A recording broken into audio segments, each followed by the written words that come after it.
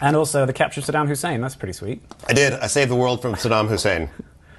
We were performing for the troops in the Middle East, and we were on an aircraft carrier, and we performed in the aircraft hangar of an aircraft carrier in the Persian Gulf while we were at war.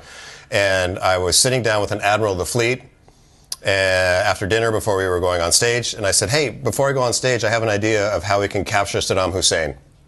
And he laughed at me.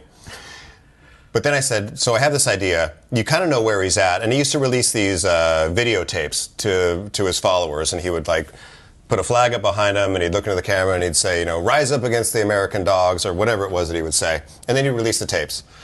And I said, okay, if you have an idea where you think he might be, why don't you fly drones or aircraft in grid patterns, blasting as loud as you can, time code, above the range of human hearing, but within the dynamic range that will get captured on a video cassette. And then when he releases his videos, you can take the audio portion and extract the time code and triangulate where he might be.